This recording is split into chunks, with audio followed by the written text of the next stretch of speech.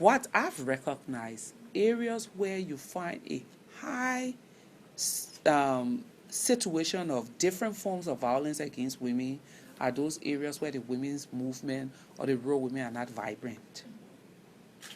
Areas where you find a very vibrant women's movement, rural women's movement, you see high rate of girls striving to make the best. I'll give you a typical example.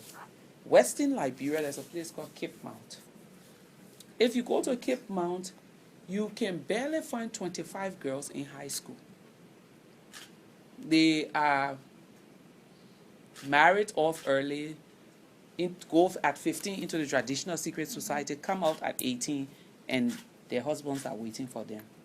You know, that community you cannot find. We went to look for 5 women who we could train to serve as mentors for the girls. We couldn't find. You go to a community like Nimba, you have a very vibrant women's movement.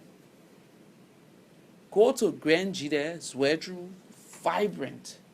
And these are amazingly 13 hours rough ride or 15 hours drive into these communities, but the women, so you have little of those situations. But I also, what I believe is that if women are inspired, it rubs off. You look at families, even in urban settings, that have daughters or mothers who are very strong. You rarely find women in that family who are laid back. You look in families in urban settings who have gone through, mothers have gone through abuse and remain in that situation. The likelihood of a daughter in that family going through abuse and remaining there for the rest of her life is high. So those are the things. I think they more enlightened. So awareness creation, capacity enhancement, and provision of sustainable economic leverage or a way out for women is a factor to ending some of these things. Where did I go? One of my trips to one of the communities, and someone was being pushed to marry early. Okay, it's Congo DRC. And in one of their villages, the women said to me, globally, people think rape and abuse is our problem here. So they had to do their top 3 priorities: political leadership, economic empowerment, and the rape. So the lack of the women's presence in political leadership, they identify as the root. Because if they were up there, they would implement the laws that prohibits people from abusing women. If women were empowered economically, they would not allow their daughters to remain in abusive marriages or encourage their daughters to marry early. And if you check this out, community to community in Africa, that is the situation. You mentioned your father. I mean, your upbringing is so fascinating. You mentioned your father being the one to stop you from being, and your sisters from being taken.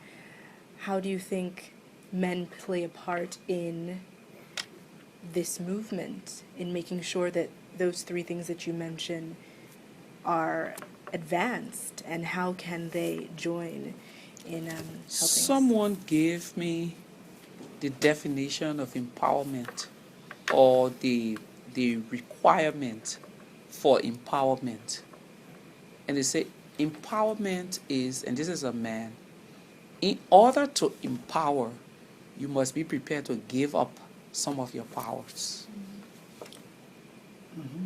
So when my dad was taking that step, he was giving up his power as a man to sit amongst men in his village. I don't think tradition and culture is the recipe for anyone to have a life filled with poverty. It's just how do we frame it? How do we make this story, or how do we make our advocacy attractive for people to address?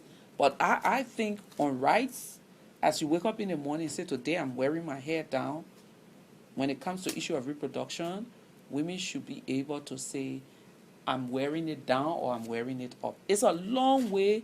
It's my radical view on the whole issue, but I think it's about time we even open up this space, if not for our generation, for the young generation of women. Auntie B, one of the women from the African Feminist Forum, say, in Africa, the first place we miss the mark, every time our girls sit down and try to touch in front of them, everyone screams, don't touch that place.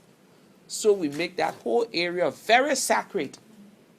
And then as they're growing up, that sacred space becomes the property of the man who is allowed to touch it. From an early age, we should make girls to understand that just as you possess your brain, your entire body is yours. And I think that those kinds of education we need to put out there for our girls.